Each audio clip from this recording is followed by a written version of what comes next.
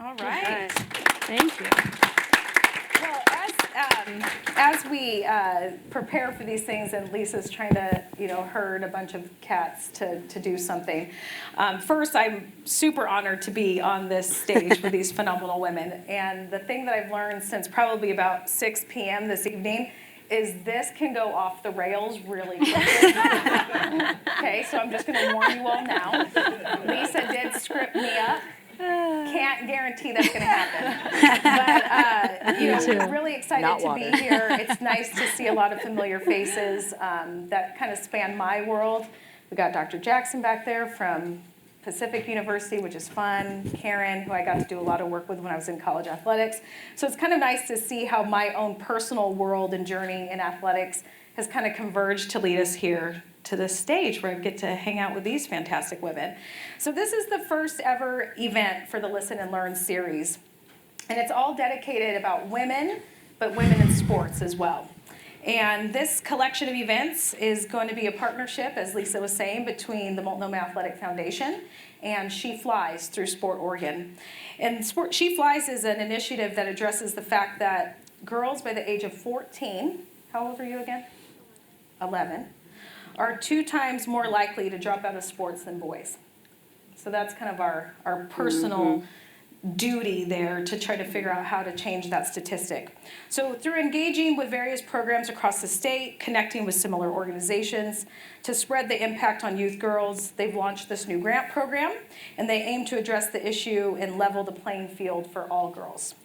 The Multnomah Athletic Foundation strives to increase access to sport and education, and the work that Lisa and Emily do is just phenomenal. Emily, I always give the shameless Instagram plug. If you don't follow them yet on the gram, please do, because it's amazing to see all the stories of our Multnomah Athletic Fund scholar athletes, 2 of which you saw at check-in. Raise your hand, ladies. Oh, yeah. There they are. All right. So they focus on sport and education with a priority on underserved and underrepresented youth, but with a focus on the Portland metro area through community grants and scholarships as resources. But tonight is all about these fantastic women on the stage. And they're a journey that spans different sports and interests as they share their stories. So without further ado, I'm going to do some introductions. All right. We're going to start with Christi Smith-Ryan down here. Give her a round of applause. You can tell by her swag with her golden socks on that she serves at Central Catholic as the head track and field coach since 2017, but she is also the head strength and conditioning coach for all 19 sports there. Amazing. Right before she was coming here, she was getting that volleyball team there rolling. Prior to Central Catholic, though, she coached at Ohio University, Kent State University, University of Iowa, and South Eugene High School. She is one of the most decorated student athletes from the University of Akron while lettering 4 years in track. What was your event? I was a heptathlete. Oh, not Everything. In case you don't know, while it says that's an event, it is multiple events wrapped up into one. All right. So as an undergraduate from 97 to 2000, she was the first NCAA Division I national champion in school history and the first multiple All-American in Akron track and field history. Smith made an impact early on the Akron program under the guidance of her head coach, Dennis Mitchell, by setting 6 school records as a freshman. Do you still hold those records? No. Got any of those still? No. And the coach, he had a little system where he would send me the previous record and the photo to make sure he knew that my time had passed. As records are meant to be broken, right? Records are meant to be broken, just paving that way. But she also qualified for the U.S. Olympic trials and was the finalist for the NCAA's James E. Sullivan Leadership Award. So give her a round of applause. Yeah. Thank you. All right. Next, even though she does not know it, is my new best friend, Nguyen. Wow. Tonight. I had a little bit of a celebrity moment. I'm not even going to lie, when I first walked in and saw her. You might have seen Jenny getting a lot of buzz this past year. She has done something that most people, especially in the business world, would have looked at and said, she has lost her mind. She has lost her ever-loving mind. And she decided in the pandemic, we're going to question her decision-making here pretty soon, that I'm going to open a bar. Not just any bar, a sports bar, and I'm going to name it the Sports Bra. And we are going to be the first and only sports bar to show only women's athletic events. Yes. We're going to be talking a little bit about, guts, resilience, grit, all those things, and I'm sure Jenny has that. But she started her journey as a basketball player, and that love shaped her whole identity all the way through high school. And then she went and played college ball at Clark College. But then she was injured. ACL? Yep. That's Bingo. rough. Devastated, but she stumbled upon a newfound passion. This is part of the reason why she's going to be my new friend, and that's cooking. All right.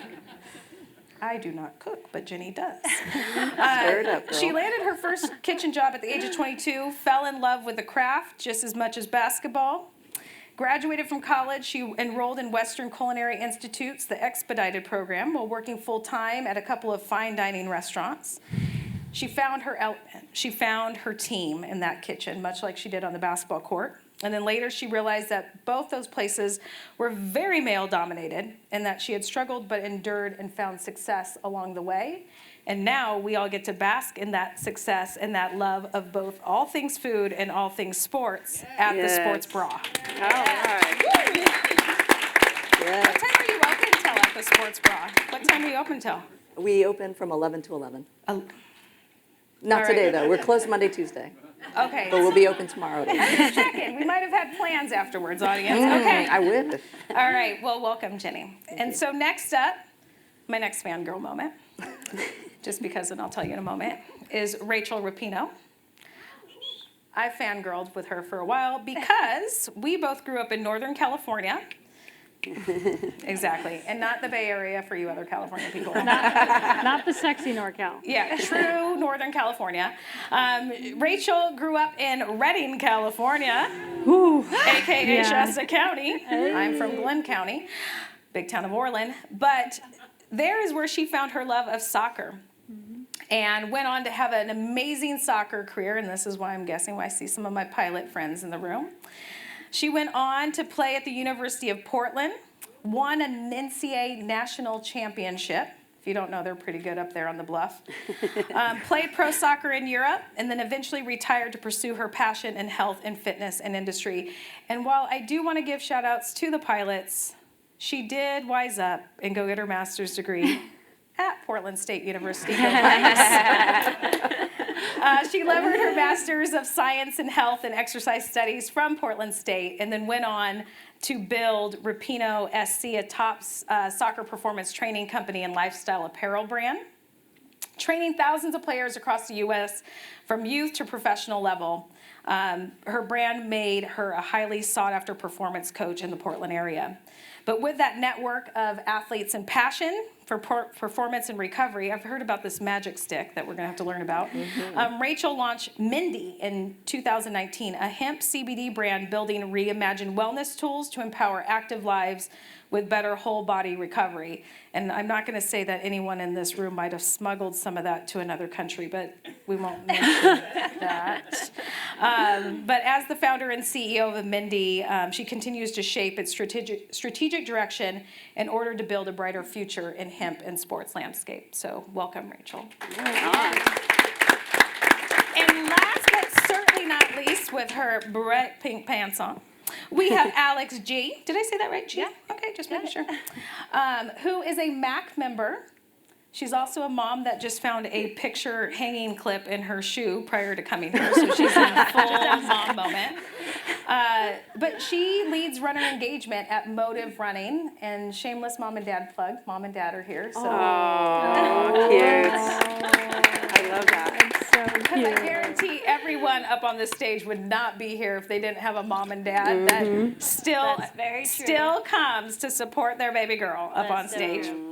She previously worked in higher education, but she decided to follow her passion for athletics into a career of race organization. You grew up playing competitive soccer and basketball, so I'm sure your parents did a lot of driving. But like many girls, she abruptly stopped playing after graduating school. But missing that camaraderie, the sweat, the competition, you turned to running amateur races.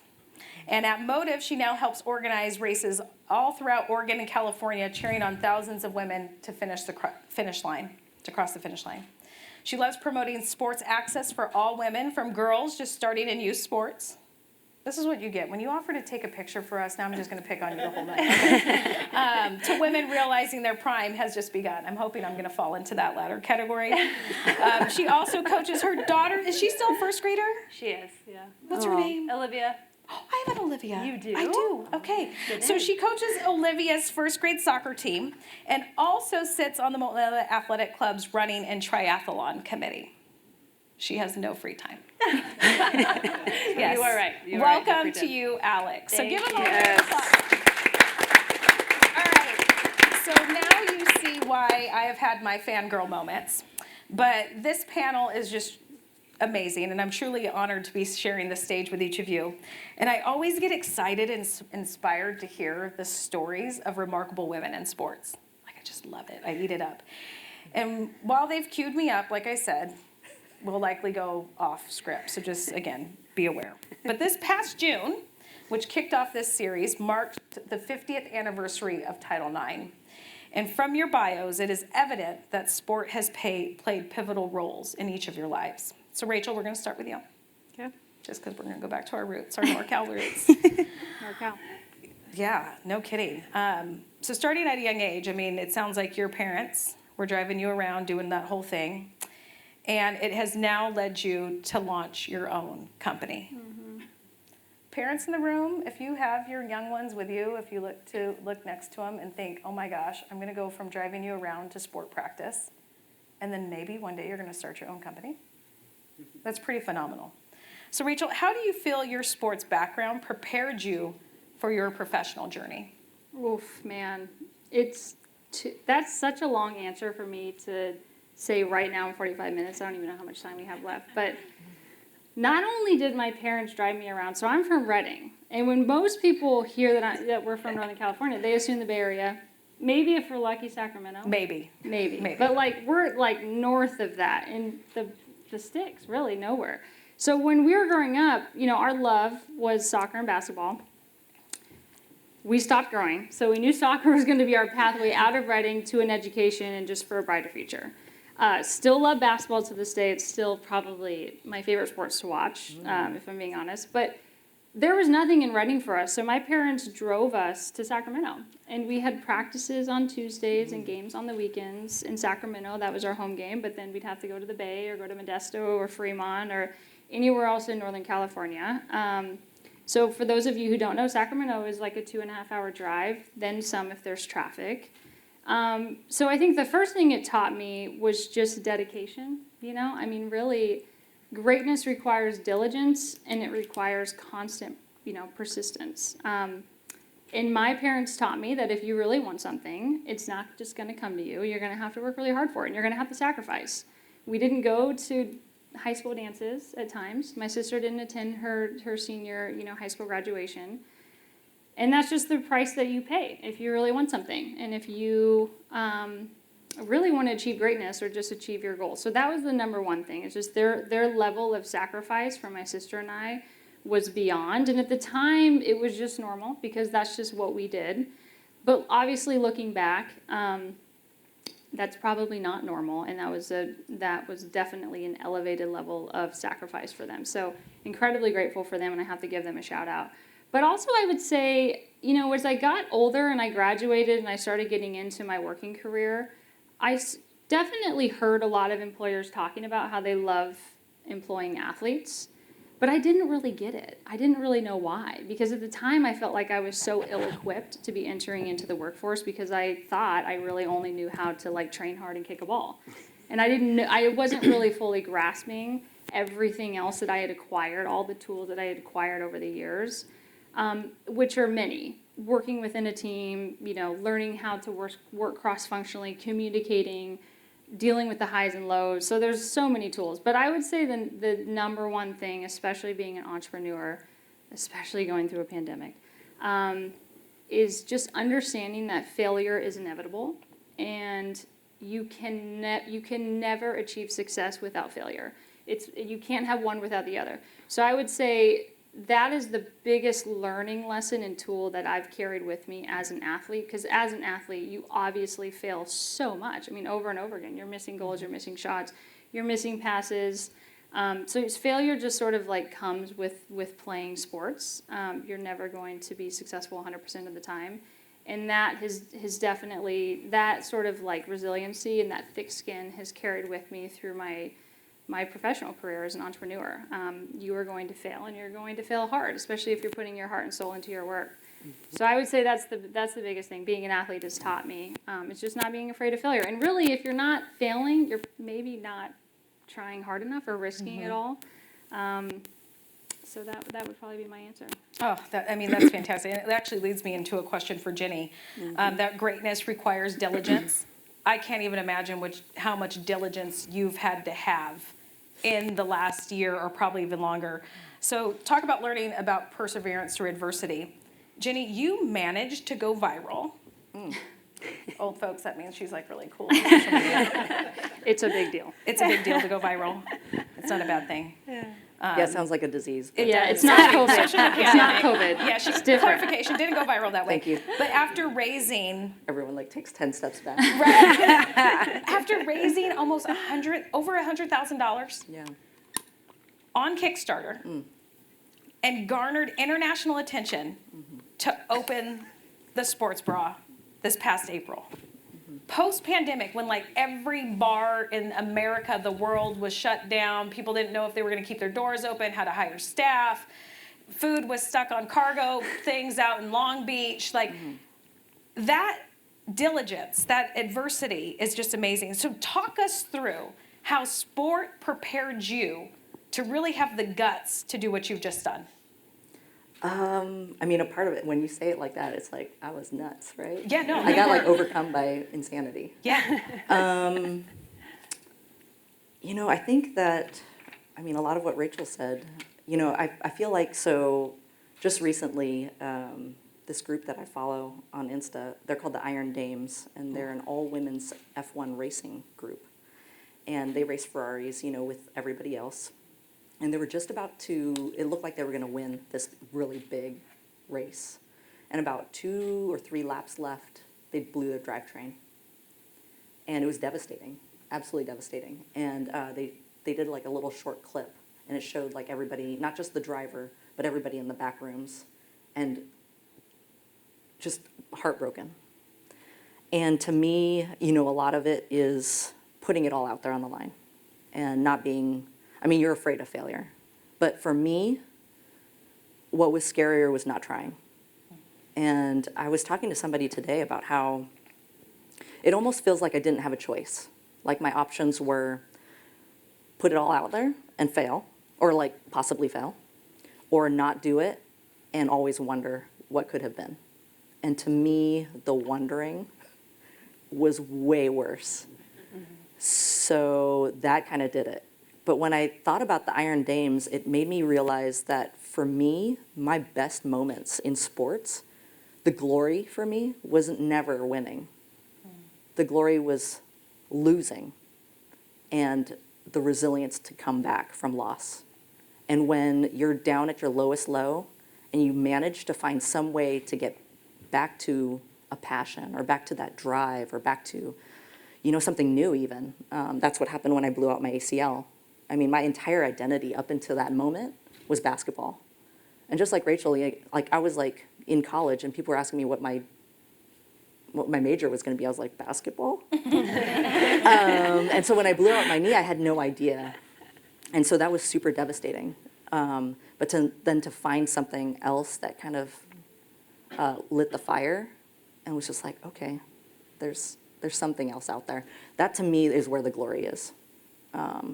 So I don't know if that has anything to do with opening the bra, but the bra was very tricky and scary and all of those things. But again, it was just like, it felt like I didn't have a choice. And so I knew that I wanted to do it and that I would have to put everything into it because I knew it was a good idea and I wanted to do it justice. You know, I was telling a friend of mine this morning that I think oftentimes people will work really hard to take care of somebody else more than they'll work to take care of themselves. And I'm definitely that way. Like, I'm totally guilty of that. Like, I will bend over backwards for a friend, and I wouldn't do the same for myself. And so when I came up with the idea of the sports bra, it almost became like this other entity and this great idea that I wanted to take care of. I felt like it deserved a fair shot at whatever was possible.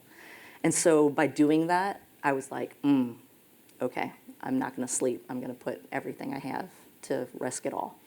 And that's kind of how, because there were days where I was like, I don't know anything. How am I going to do this? I want to just lay in bed and cover up my head. And then I thought about, you know, I don't know if anybody knows, but the sports bra is all ages.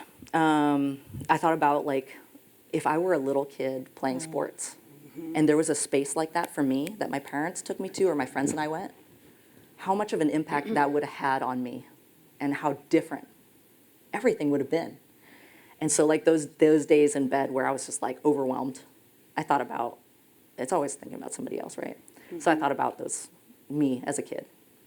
And I was just like, ugh, I got to do this. I got to try. And so that really kind of pushed me over the top and just kept me going when things got really, really hard. It's just amazing. Yeah. I mean, to think about, for anyone that's in the room that's in business or had your industry impacted by COVID, to think of how you would lay in bed and just stare at the ceiling and think, oh gosh, like, how am I going to do this? Yeah, I think everybody sees like the success, but they don't, like it's hard. It's really, really hard. And there were times where I wanted to quit. Like I wanted to give up. Like, no doubt. Wow. And so right now, I'm trying to stay on script right now. Oh yeah, Really just be real. I don't know what the script is. I didn't get trying. And I could go two ways right now, either to Christi or Alex. I'm going to stay on script right now to Alex. Jenny, I think what you had said, and remind me your name again. I'm totally picking on you. Sydney. I just want to let you know, we were taking some selfies out on the terrace just a little while ago. And Sydney came up to us, not knowing what we were doing or who we were, and asked if she could take our picture for us. See, everyone's like, oh. That's why Sydney's getting picked on right now. What you said just resonated about how it was like something bigger than yourself. And Alex, I want to go to you right now. At Motive Running, you're all about creating opportunities for women to compete in races all across the nation, but specifically in Oregon, California. But you also mentioned how you volunteer your time to coach your daughter, Olivia. Is she Olivia Ann by any chance? No, Olivia Anna. Oh, shush your mouth. It's getting crazy. Oh my gosh. You were a great name giver. But, you volunteer your time. So it's not only are you looking at it from a professional standpoint with Motive Running and how you can continuously provide these opportunities to women at whatever stage they are. I'm on the Couch to 5K program. But you're also taking that time to encourage your daughter, her peers, to start that path of athletics, but not so much probably about the sport, but what they gain from it. As we had talked about, girls are 2 times more likely to stop playing sports at 14. So anyone, when you leave this room tonight, I encourage you to walk through this club and see how many young women and boys, I'm not forgetting about you, big little brother, big little brother, to see how important it is what we do here every day in regards to providing that opportunity to young people. But how important, Alex, do you feel it is about the representation of women in sports, whether it's at your races, when you're working with your Olivia Anna's team? how important do you think that representation is?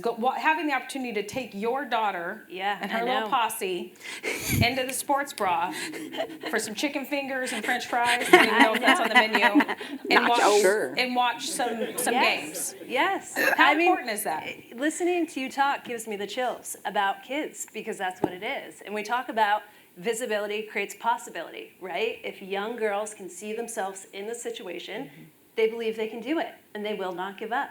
We do not have the women's sports visibility. Like Thanksgiving morning, we're watching football. No thanks. Like, right? You look outside my window and I see pickup basketball and it's 50 men to 1 woman. Like, I want to play pickup ball. Do I feel like going out there? Not so much, right? So it's creating this visibility and creating from little, but also from women too, of knowing that we need to give a platform for all women to be athletes, right? Whatever that means to you as a woman, as a girl, to be an athlete. So for me, looking at these young kids, they have this confidence. You know, I asked my daughter, again, first grade soccer, like, who's going to play on the Thorns team? They're all like, oh yeah, I am. Like, right? And I see this girl doing cartwheels on our team. Like, are you going to go to the Olympics? Yeah, probably. Right? There's a sense of confidence. But there's this huge gap between kids and adults that we're missing. And then even as adults, and women tend to put themselves on the back burner, as we've talked about, you know, to jobs, to families, and we lose this sense of play. We lose a sense of, who am I as an athlete? If you ask these women, they still say that they work out and that they exercise, but they don't say they play sports. And so there's this huge disconnect for young women to women of saying, I am an athlete, right? You have a body, you're an athlete. And we don't want to lose a sense of, you know, it doesn't have to always be outcome oriented, that sport is only if it's, you know, you win the game, if it's only a basketball, if it's 5v5. It can also be just getting out there and being an athlete. So it's really important to me to inspire these girls from the beginning, get them interested, get the visibility of it, and then maintaining that throughout so that women running these races still feel like an athlete and that it's not just exercise. Well, I think that's such a great point. And this, gosh, you all are just following my script without even knowing what's on it, and I appreciate it. But it's true, and I think I see that here at the MAC is that concept of being a lifelong athlete. So it's everything that we're doing from a smoothie. You got the mango one? Whether it's choosing to get that smoothie, whether it's you know, competing in something with your friends, deciding to join the tennis league or whatever it might be, everyone is a lifelong athlete. And I think what's really cool about being in this environment is we could see it from, you know, Olivia at first grade to some of our members who are 90 plus years old that are still competing. And that's really phenomenal. But part of the reason why they're able to do that is because of folks like Christi. And Christi is really fascinating to me because talk about sports being a male-dominated thing. It's just kind of a male-dominated thing. It's on the TV. We got to go, you know, the sports bra in order to kind of always make sure that they're on. It's looking out the window and not seeing, you know, the women playing pickup basketball. It's especially in the field that Christi is in now in strength and conditioning, like especially. And, you know, from my years in collegiate athletics, I mean, it was a challenge to find women to coach not only our female athletes, but also our male athletes, because there's value in both of those. So you're obviously in that very male-dominated segment. When was the first time you truly realized the impact that you have as a female, woman of color, strength and conditioning coach? When was that first time you realized that? When it just smacked you in the face? It was actually very early, well before I had this job. You know, I'm from Columbus, Ohio, and I was sitting in a dietetics major. Because I just love nutrition. I'm a great eater. I love to eat. And yeah, your nachos are the bomb, by the way. Yes. And I just happened to get a summer job my sophomore year, and it was a fitness camp for kids because I had worked in the mall for years. Shout out to Errol Fostal. Love the mall job, love the discounts, but it was this fitness camp for kids, and there were probably about 30 kids, and there were 5 of us adults. And I came home the first day, I just realized, I was just like, yo, I want to put energy into the future. I want to put energy into movement. I think I found my passion. That next semester, I changed my major to PE and health. And I was like, this is for me. Yes. And then you kind of go on and you graduate. And I was very blessed to get into college coaching very early. Literally the day I was supposed to be a substitute teacher at a local school in Columbus, Ohio, was the day I had an interview to coach at Ohio University. And I was like, well, let me go see what this track and field thing is about. Let me go see if I can actually coach at the university level. Got hired there. So literally, it's actually taking me 20 plus years to get back to the classroom, and I absolutely love it. Yeah, purpose and the place for me. It's just realizing that I can provide the gas to the most vulnerable, to the underserved communities, but most importantly to all students, all faculty. I was expressing to Alex, the very first thing I did was open the doors to our weight room, all access. I'm very blessed because it's kind of like my field of dreams. Coach Steve Pine is a fantastic football coach. And he's an even better fundraiser. And he built $1 million. He built $1 million weight room. And I'm blessed to be able to work in this environment, right? To be a professional at this environment and to serve our community. But for me, it's the kids. Like they fuel me up. And when they tell me, I hope I don't cry, but when they tell me that I'm a great coach, it just makes me want to cry. Because I'm just like, really? Because it always just comes at you, but yeah, for me, it was just, I just like knew, I wanted to be a strength and conditioning coach for 10 years. And I actually had my own personal training business here in Portland because there were no strength and conditioning jobs, right? Because there's not very many professional teams, there's not very many, there was not a lot of colleges here for my level. So I was just really thankful that my athletic director opened up this role, and I actually wasn't even going to apply for it. Because I was like, how can I not be a track and field coach? Do I know how to do something else? I was like, and then the job description came out, and I was like, click. I was like, yeah, I'm going to go ahead and throw my hat into the ring. And I was just so fortunate because I'd been there for 7 years, so now it makes 9. And so for me, it's I wanted to be behind the scenes for a long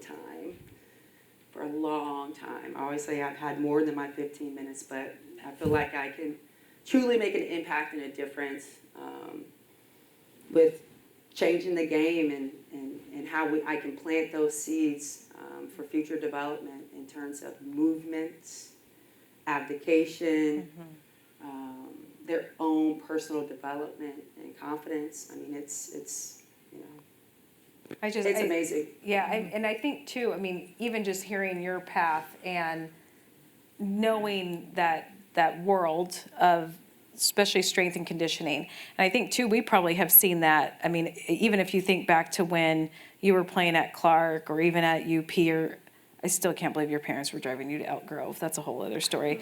But, I think we've even seen that shift where now there is so much more understanding and value of what it means to be a performance athlete, like training for performance. I think definitely as I get older, I'm learning how important strength and mobility is. So that it's nice when I'm able to see that with young people, they have mentors and coaches such as yourself to start that, because it's the days of just like, hey, you're going to show up to go to practice and we're going to run you through some drills and that's it, and then you're going to head home, are gone now. Like, that's not the philosophy of what it means to be a lifelong athlete, for training for performance, for just training for life and health. And I think that's an awesome thing to see that that's happening with your role. But then also, too, what that means to have a woman in that role that's shaping how we approach the field of athletics and sports, and whether it's professional, high school, whatever it might be. I think that's a testament of the growth that we've seen in the past 50 years with Title IX. I mean, 50 years ago, and I know it's hard for some folks to remember, this panel wouldn't happen. And I feel like, especially those of us who have grown up in the post-Title IX world, I don't want to age anyone, so you don't have to raise your hand. You could do a slight nod. If you recall, that's what I was just, thank you. Donna, it's Donna. Is it Donna? Yes. Right. Donna, is it Donna? Okay. Donna just said, and thank you for raising your hands, is how many people in this room are from the pre-Title IX era where it's like this panel wouldn't be happening. So I think sometimes we lose sight of how much growth has happened in the past 50 years, which is in our lifetime.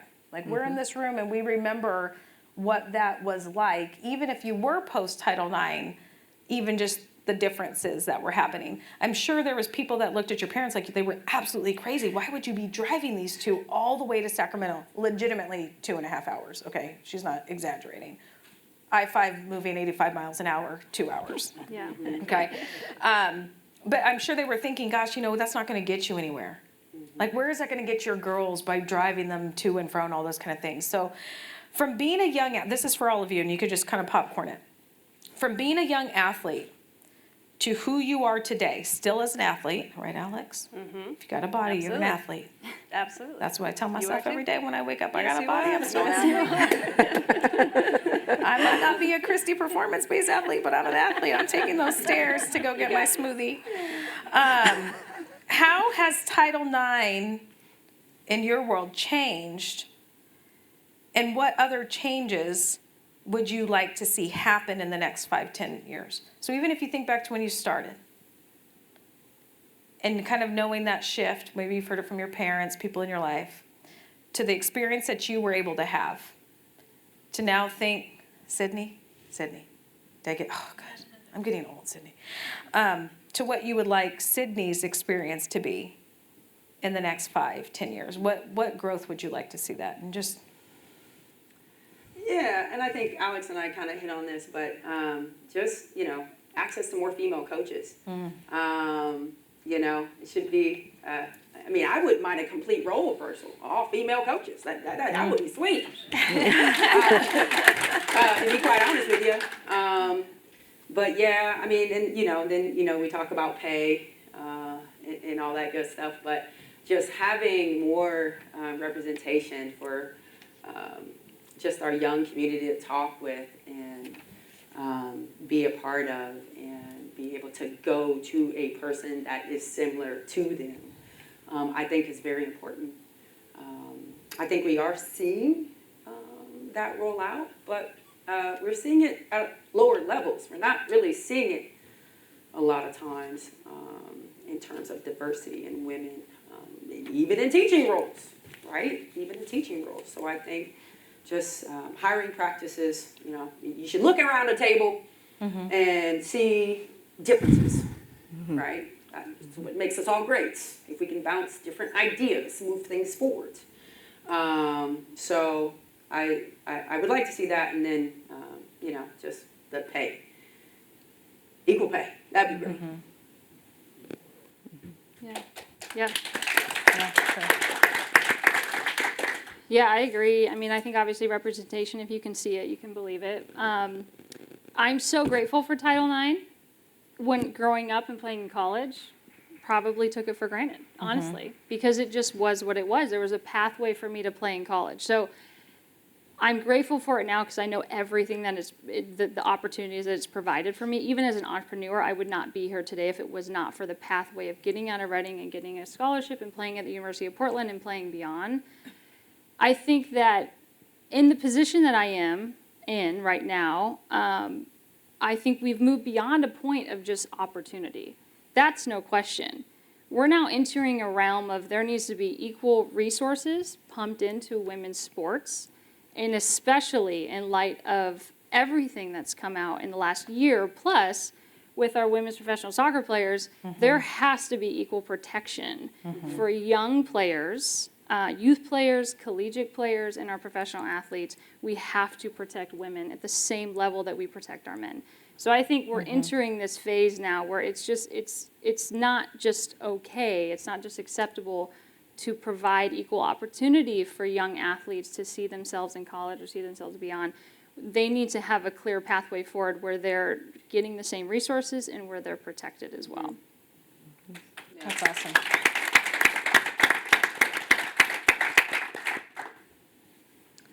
I'll say, of how far we have come.